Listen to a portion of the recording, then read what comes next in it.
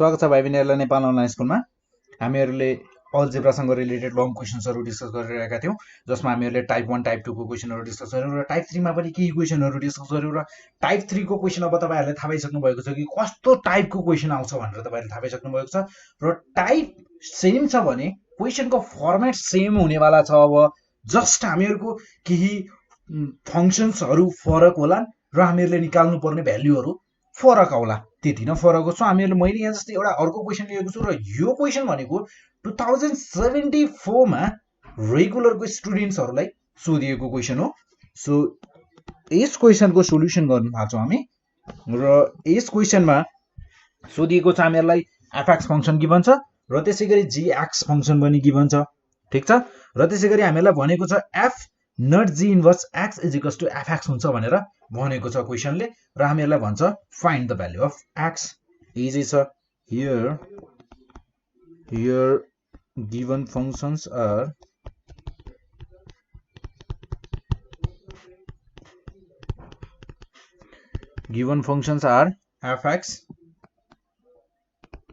fx is equals to हामीहरुको 2x plus 5 and gx is equals to 3x minus 1 by 2, ठीक छ। Then first of all हामीहरु calculate गर्छौं यहाँ g inverse x। So let y is equals to gx is equals to 3x minus 1 by 2, 3x minus 1 by 2. So or y is equals to 3x minus 1 by 2, ठीक छ। So interchanging roles of x and y, interchanging roles of x and y, we get x is equals to 3y minus 1 upon 2. Then हामीहरुले यहाँ गर्छौं cross multiply गर्दा यो हुने भयो हामीहरुको 2x is equals to 3y minus 1. Then हामीहरुको minus 1 लाई मैले लेफ्ट साइडमा ल्याए भने यो हुन जान्छ मेरो plus 1 is equals to 3y. Then therefore y is equals to हुने भयो मेरो 2x plus 1 by 3. Then y is equals to 2x plus 1 by 3 हुन्छ भने that is यो भनेको त हामीहरुको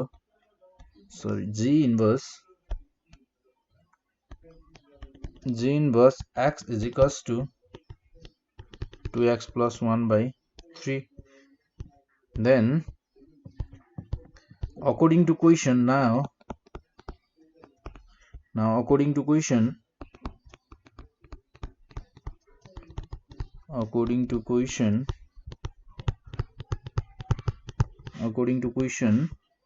हामीहरुलाई क्वेशनले के भनेको छ भने f not g inverse x is equals to fx. f not g inverse x is equals to fx. so हामीहरुसँग g inverse x छ, देन यसलाई हामी लेख्न सक्छौं g inverse x is equals to fx र हामीहरुसँग fx भनेको function fx छ हामीहरुको 2x plus 5, हामीहरुको यो छ 2x plus 5, हामीहरुसँग g inverse x छ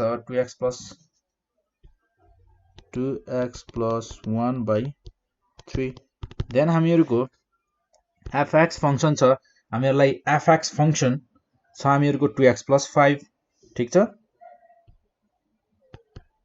2x plus 5. देन अब हामीहरुको fx फंक्सनमा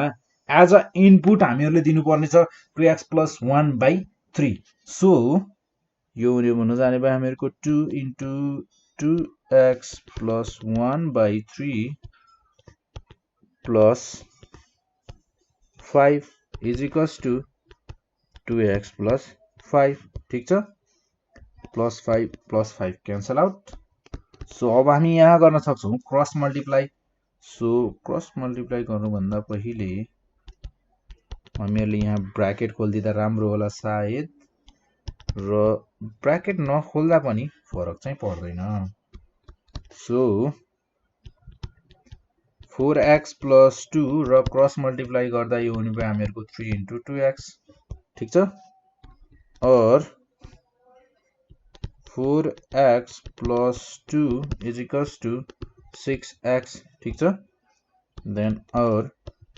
6x minus 4x is equals to 2 then 6x minus 4x भनेको हुन्छ हामीहरुको 2x is equals to 2 therefore x is equals to 1 hence हामीहरुको required value of x भनेको 1 रहेछ thus the required value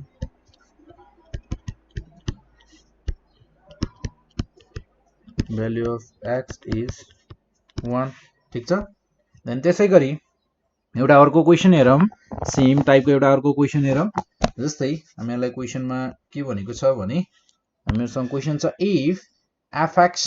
given छ हामीहरुलाई if fx is equals to छ हामीहरुको curly ब्र्याकेटमा x, 5x minus 13 given छ देन हामीहरुसँग gx छ हामीहरुको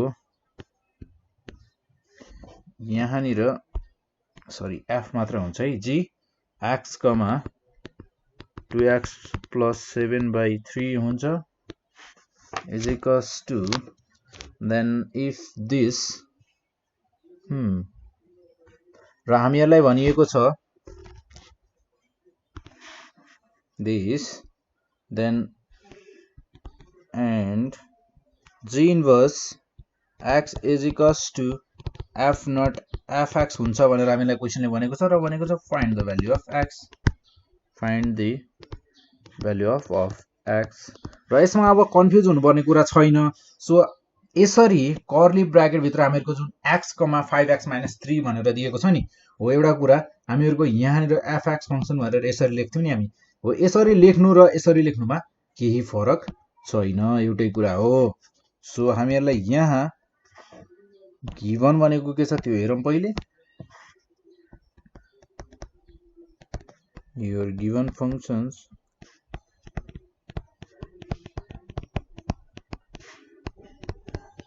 functions are हामीहरुलाई गिभन छ यहाँ fx 5x minus 13 त्यसैगरी gx छ हामीहरुलाई गिभन 2x plus 7 by 3 ठीक छ सो हामीहरुले यहाँ x को भ्यालु पत्ता लगाउनु पर्ने छ र हामीहरुलाई गिभन कन्डिसन अनुसार हामीले अब x को भ्यालु निकाल्नको लागि हामीहरुलाई गिभन कन्डिसन के छ यो कुरा हुन्छ भनेर हामीहरुलाई गिभन कन्डिसन जे क्वेशनले दिएको छ त्यो त एप्लाई गर्नु पर्यो त्यो त युज गर्नु पर्यो र त्यो युज गर्नको लागि हामीहरुले g इन्भर्स x चाहिने छ so first of all gx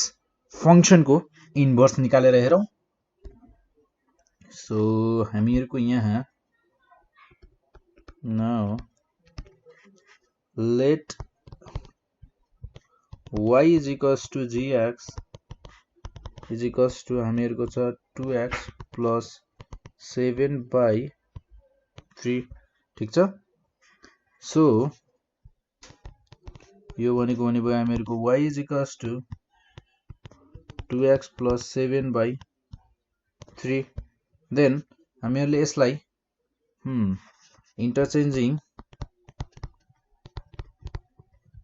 interchanging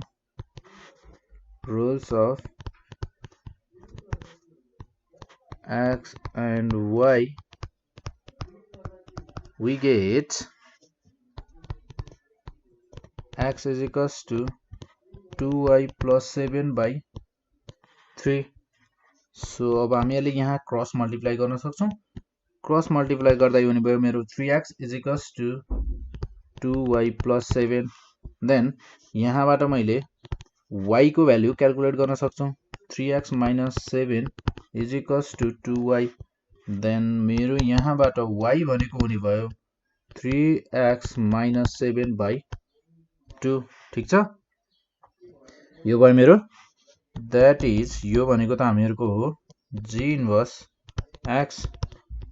3x minus 7 by 2 ठीक छ then again हामीहरुले यहाँ given भनेको according to question according to question हामीलाई क्वेशनले के दिएको थियो त f not fx is equals to sorry हामीलाई क्वेशनले गिवन थियो not fx is equals to g inverse x f not fx is equals to g inverse x so हामीहरुको यहाँ fx function हामीलाई गिवन छ fx फंक्शन छ हामीहरुको 5x minus 13 fx function छ हामीहरुको 5x minus 13 then f so g inverse x हामीहरुको 3x minus 7 by 2 ठीक छ then हामीहरुको fx function मा हामीहरुले अब as a input 5x minus 13 लिनु पर्ने छ so 5x को ठाउँमा हामीहरुको हुने भयो 5x minus 13 is equals minus 13 is equals to 3x minus 7 by 2 so अब हामीहरुको यहाँ मल्टिप्लाई गरेर ब्रैकेट खोल्न सक्छौं यो हुने भयो मेरो 25x minus 5 into 13 भनेको हामीहरुको हुने भयो 65 is equals to 3x minus 7 by 2 then अब हामीहरु यहाँ क्रस मल्टिप्लाई गर्न सक्छौं र क्रस मल्टिप्लाई गर्दा यो हुने भयो मेरो 50 माइनस रो हुने भयो 130 is equals to 3x minus 7 so अब हामी x लाई x भएको टर्महरुलाई एक ठाउँमा राखौं र कन्स्टेन्ट टर्महरुलाई एक ठाउँमा राखेर छुट्याउन सक्छौं then यो हुने भयो मेरो 50x minus 3x is equals to 130 minus 7 और 50x minus 3x भनेको यो हुने भयो हामीहरुको 47x is equals to 127 ठीक छ then र हामीहरुको यो हुन जाने भयो x को भ्यालु 100 हामीहरुको यहाँनिर छुटेछ हामीहरुको 13 हामीहरुको यहाँनिर थियो minus 13 र हामीहरुको minus 13 65 plus minus 13 गर्दा यहाँनिर हुनु पर्थ्यो हामीहरुको सरी यो भन्दा तल हामी क्यान्सल आउट गर्न सक्छौं सो यहाँनिर हामीहरुको minus 13 छुटेछ क्वेशन सिम्पल छ तर पनि एउटा टर्म छुटेछ सो क्वेशन गाह्रो छैन तर एकदमै ध्यान दिएर गर्नुपर्ने हुन्छ so 25x minus 65 minus 65 minus 13 यो हुने भयो हामीहरुको minus 78 is equals to 3x minus 7 upon 2 so हामीहरुको cross multiply गर्दा यो त हुने भयो हामीहरुको 50x र त्यसैगरी 78 into 2 भनेको हामीहरुको हुने भयो 156 is equals to 3x minus 7 then 50x minus 3x is equals to 156x minus 7 so यहाँ हुने भयो हामीहरुको 47x is equals to 156 minus 7 149 then हामीहरुको x को भ्यालु भनेको कति हुने भयो त 149 by 47 thus the required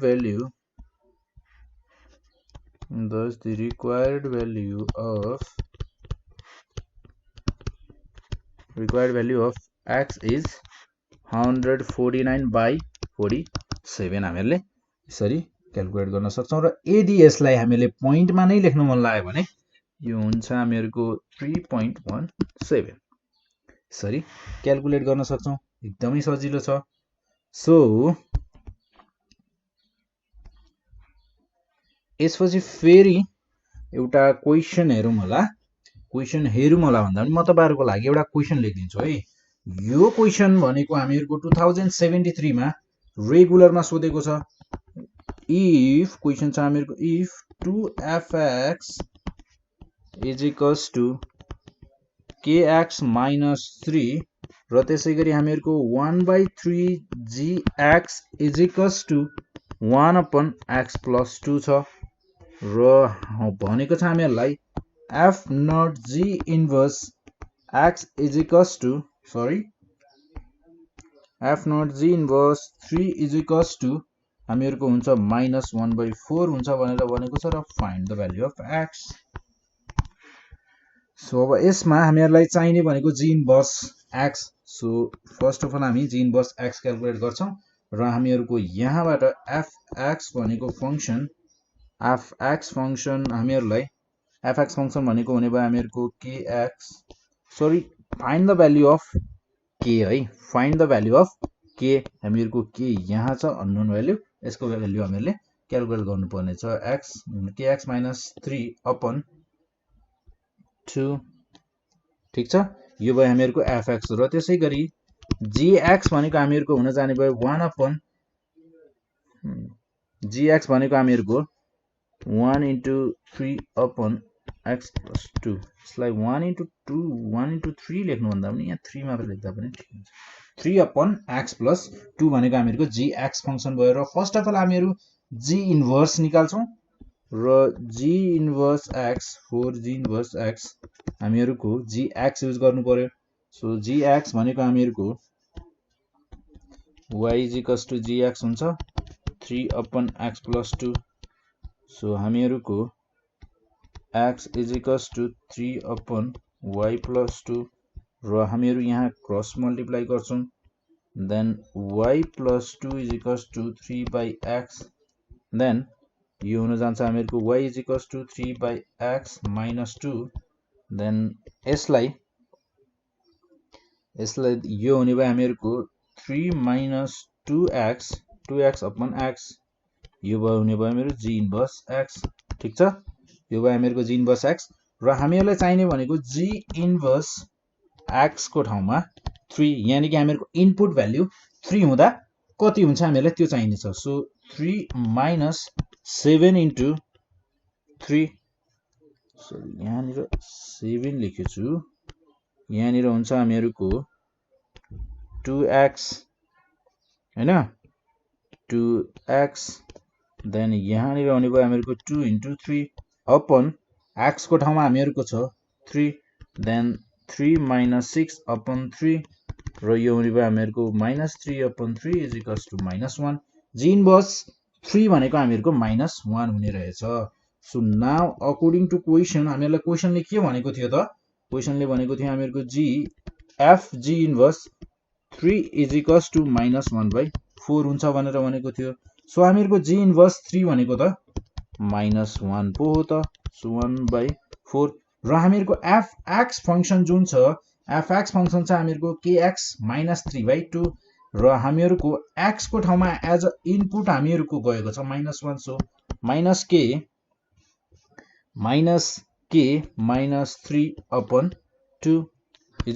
-1/4 र अब हामी यहाँ गर्छौं cross multiply then cross multiply गर्दा यो हुने भयो हामीहरुको 4 - k - 3 = -1 * 2 ठीक छ। देन हामीहरुको 4k - 12 = -2 देन हामीहरुको यहाँ -4k = 12 - 2 ठीक छ। देन 12 - 2 भनेको 10 -4 = 10 देन therefore k = भनेको हामीहरुको 10/-4 2 5 = 10 2 2 = 4 then 5/2 negative। Therefore thus the required value